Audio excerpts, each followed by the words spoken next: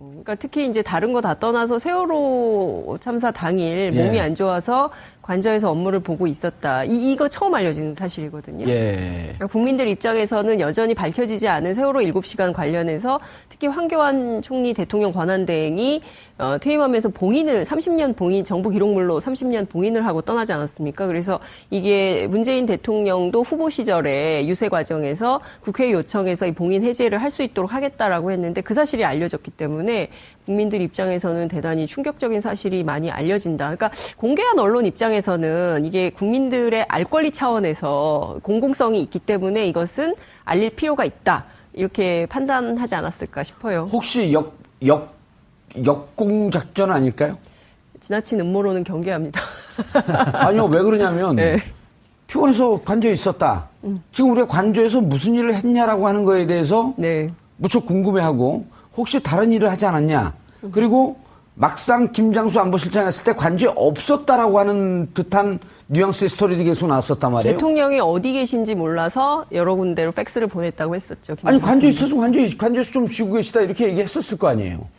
근데 그 확인이 안 된다는 표현을 썼어요. 당시에 그 국조특위 그 증인으로 나왔을 때 김장수 안보실장이 주장했던 바는 당시 대통령이 어디 계신지 확인이 되지 않았기 때문에 관저에도 보내고 본관에도 보내고 여러 군데로 보냈었다라고 얘기를 했었죠. 아니 그 비슷한 얘기들은 몇 번 나왔어요. 그러니까 정호성 전 비서관 같은 경우에도 대통령이 그날 같은 경우에는 통상적으로 한 이틀 정도를 바깥에서 일을 보고 하루 정도는 휴식을 취하거나 아니면 관저에서 직무를 본다라는 얘기도 했었고 그 안보실장 같은 경우에도 확인이 안 된다는 얘기가 평소에도 보고를 할 때 대면에서 보고를 했던 적은 없었고 팩스를 넣거나 문서를 어느 곳에 전달을 해놓으면 그 장소에 있는 사람이 가져다가 줬었다. 항상 평상시에도 그런 식으로 업무 처리를 했기 때문에 김정수 전 안보실장 입장에서도 이게 누가 거기에 있는지 모르지만 연락이 닿을 수 있는 곳에는 다 그냥 넣었던 것 뿐입니다. 그러니까 평소에도 그렇게 일을 했던 거예요, 박 전 대통령은. 차 교수님, 그런데 이상한 점이 있죠. 우리가 또 음모론은 아니지만 추적하는 데는 또 달인들 아닙니까?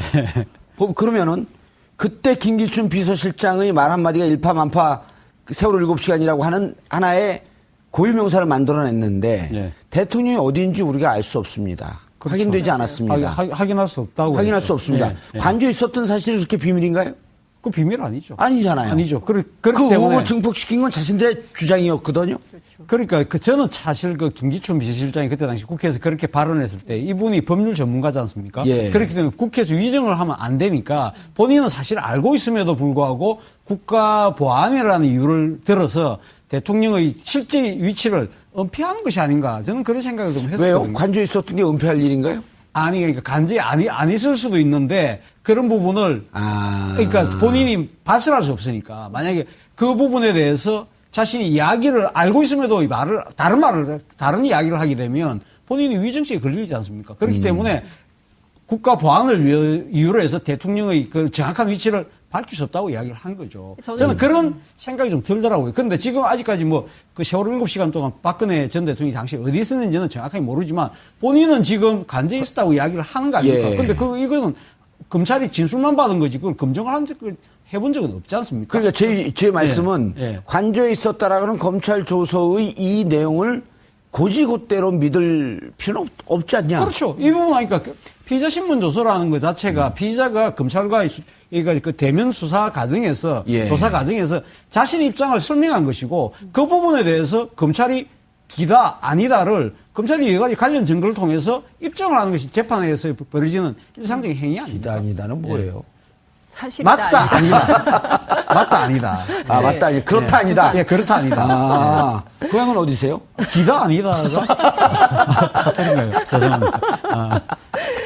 근데 김기춘 비서실장의 어록 가운데 그 얘기도 있잖아요. 대통령이 계신 곳이 집무실이다. 이런 얘기를 했어요. 그러니까 그건 이해는 좀 가요, 저는. 아, 그래요? 근데 저는 좀, 그러니까 그 민주주의 기본 원칙에는 어긋나는 것이 아닌가라는 생각이 좀 들어요. 왜냐하면 문재인 대통령도 연차 휴가를 쓰셨잖아요. 그러니까 어찌 보자면 대통령직이 굉장히 그 대한민국에서 최고위 공직자이긴 하지만 이분도 따져보면 직장인이거든요. 공무원이죠. 공무원이고 그렇기 때문에 당연히 출근을 해야 되는데 박근혜 대통령 같은 경우에는 그런 공직에 혹은 직장의 개념이 없고 자기가 있는 곳이 곧 지미국 국가다 뭐 이런 식으로 그러니까 인식의 문제가 있었던 거죠. 그러니까 저는 김기춘 비서실장이나 박근혜 대통령이나 지금 이 상황이 왜 벌어지는지조차도 아직까지도 이해가 제대로 안 되는 거 아닌가라는 상황 인식의 문제. 전 이것이 굉장히 큰 문제라고 봅니다. 장 기자님의 아주 그 깨알 같은 설명 들으니까 이해가 되네. 제가 잘못한 것 같네요. 저도 그 공감을 하는 게요. 네. 저는 굳이 거짓말을 하지 않았을 것 같아요. 아, 그래요? 네, 굳이 이게 조서에 나온 부분을 저는 상당 부분 믿어요. 그러니까 왜 그러냐면 진짜 그렇게 뭐 심각한 상황이 아니라고 그 정도는 할 수 있다라고 아마 생각을 했을 겁니다. 예. 그러니까 피곤하니까 내가 관저에서 사인하고 평소 업무 보던 방식대로 그냥 보고가 들어오니까 서면 늦게 서류로 사인해놓고 그렇게 얘기했잖아요. 상춘제에서 1월쯤이었나요? 기자들 갑자기 불러 모아서 얘기할 때도 하루 종일 결제서류 이만큼 올라가 있는 거 사인하고 하다 보면 저녁 때쯤 되면 너무 피곤해요. 뭐 이런 식의 그런 정도의 상황 인식이었고 그랬던 거지 그걸 뭐 일부러 감췄거나 지금도 이 순간에도 조서에 나와 있는 대로 필요한 조치는 다 취했다. 그러니까 열심히 하시라. 이런 정도면 되지 않았느냐. 뭘 더 하느냐. 저는 이게 거짓말하는 게 아닌 것 같아요. 저는 그런 인식이 있다고 생각해요. 그럼 이제까지 롯데를 뒤졌고 롯데 잘못 뒤졌죠. 그다음에 안가를 뒤졌고 평창동을 뒤졌고 또 다른 곳을 뒤졌던 기자들은 다 헛다리 짚은 거네요. 그러니까 인식의 문제인데 우리가 비정상이 정상으로 돌아왔다는 얘기를 왜 하겠습니까? 그쪽에서 생각해서 박 전 대통령의 인식은 그냥 그런 정도의 인식이었던 거예요. 그러니까 배에서 해상 사고가 일어나는데 내가 어차피 할 수 있는 거 없잖아. 해명이 그거잖아요. 전문가들에게 맡겨놓는 것이 오히려 더 잘하는 것이라고 생각을 했다. 나 수영할지도 모르는데. 그러니까 그런 게 그러니까 자꾸 보통 다른 사람이라면 나라면 아니면 일반적인 국가 지도자라면 이라는 개념을 가지고 접근을 하니까 이해가 안 가는 건데 그 머리에 하는 사고방식 자체를 그쪽에 맞춰놓고 생각을 하면 저는 이해할 수 있다고 봐요. 이해한다 그러면서 아주 그냥 교묘하게 이렇게 쿡쿡 찌르네요. 제가요? 예. 전 그런 사람 아니에요.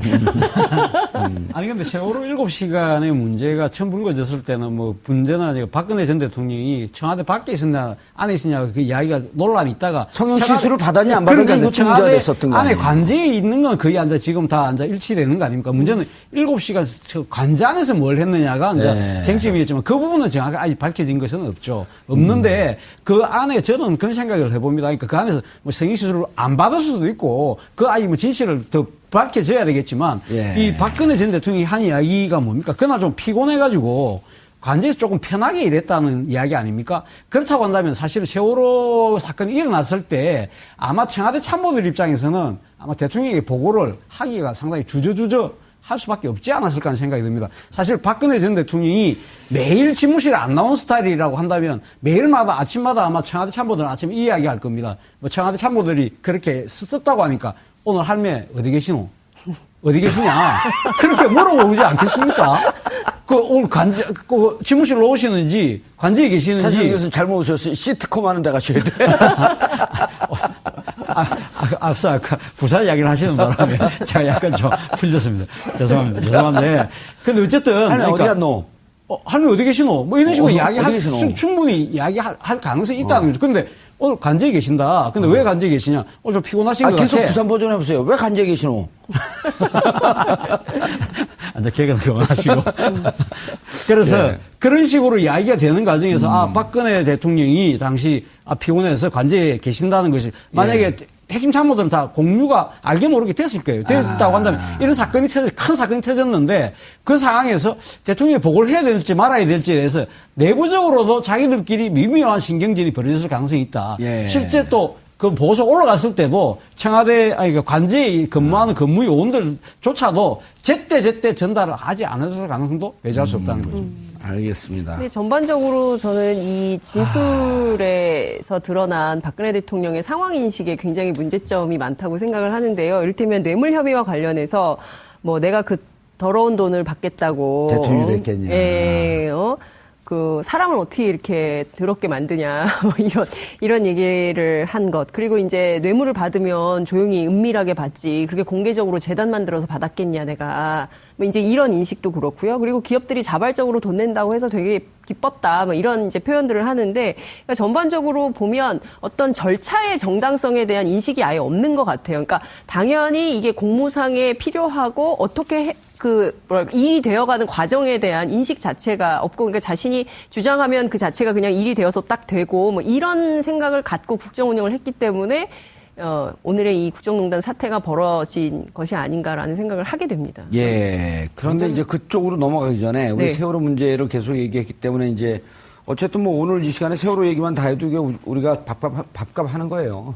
그러니까 특히 이제 다른 거 다 떠나서 세월호 참사 당일 몸이 안 좋아서 관저에서 업무를 보고 있었다. 이거 처음 알려진 사실이거든요. 예. 그러니까 국민들 입장에서는 여전히 밝혀지지 않은 세월호 7시간 관련해서 특히 황교안 총리 대통령 권한대행이 퇴임하면서 봉인을 30년 봉인 정부 기록물로 30년 봉인을 하고 떠나지 않았습니까? 그래서 이게 문재인 대통령도 후보 시절에 유세 과정에서 국회 요청해서 이 봉인 해제를 할 수 있도록 하겠다라고 했는데 그 사실이 알려졌기 때문에 국민들 입장에서는 대단히 충격적인 사실이 많이 알려진다. 그러니까 공개한 언론 입장에서는 이게 국민들의 알 권리 차원에서 공공성이 있기 때문에 이것은 알릴 필요가 있다. 이렇게 판단하지 않았을까 싶어요. 혹시 역공 작전 아닐까요? 지나친 음모론은 경계합니다. 아니요, 왜 그러냐면 네. 피곤해서 관저에 있었다. 지금 우리가 관저에서 무슨 일을 했냐라고 하는 거에 대해 수사 과정에서 조사 과정에서 자신 입장을 설명한 것이고 그 부분에 대해서 검찰이 기다 아니다를 검찰이 여러 가지 관련 증거를 통해서 입증을 하는 것이 재판에서 벌어지는 일상적인 행위 아닙니까? 기다 아니다는 뭐예요? 사실이다. 맞다 아니다. 맞다 아니다. 아, 맞다 아니다. 그렇다 아니다. 예, 그렇다 아니다. 아, 고향은 어디세요? 기다 아니다가 사투리인가요? 죄송합니다. 근데 김기춘 비서실장의 어록 가운데 그 얘기도 있잖아요. 대통령이 계신 곳이 집무실이다. 이런 얘기를 했어요. 그건 그러니까 이해는 좀 가요, 저는. 아, 그래요? 예. 근데 저는 좀, 그러니까 그 민주주의 기본 원칙에는 어긋나는 것이 아닌가라는 생각이 좀 들어요. 왜냐하면 문재인 대통령도 연차 휴가를 쓰셨잖아요. 예. 그러니까 어찌 보자면 대통령직이 굉장히 그 대한민국에서 최고위 공직자이긴 하지만 이분도 따져보면 직장인이거든요. 공무원이죠. 공무원이고 그렇기 때문에 당연히 출근을 장소에 있는 사람이 가져다가 줬었다. 항상 평상시에도 그런 식으로 업무 처리를 했기 때문에 김정수 전 안보실장 입장에서도 이게 누가 거기에 있는지 모르지만 연락이 닿을 수 있는 곳에는 다 그냥 넣었던 것 뿐입니다. 그러니까 평소에도 그렇게 일을 했던 거예요, 박 전 대통령은. 차 교수님. 네. 그런데 이상한 점이 있죠. 우리가 또 음모론은 아니지만 추적하는 데는 또 달인들 아닙니까?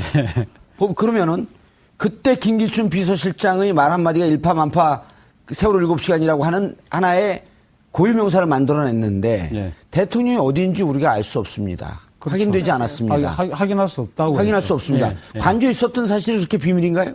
그 비밀 아니죠. 아니잖아요. 아니죠. 그렇기 그 때문에 의혹을 증폭시킨 건 자신들의 주장이었거든요.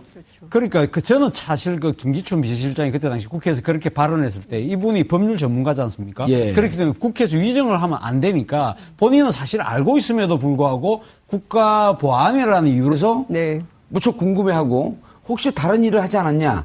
그리고 막상 김장수 안보실장이 했을 때 관저에 없었다라고 하는 듯한 뉘앙스의 스토리들이 계속 나왔었단 말이에요. 대통령이 어디 계신지 몰라서 여러 군데로 팩스를 보냈다고 했었죠. 아니 관저에 있어서 관저에서 좀 쉬고 계시다 이렇게 얘기했었을 거 아니에요.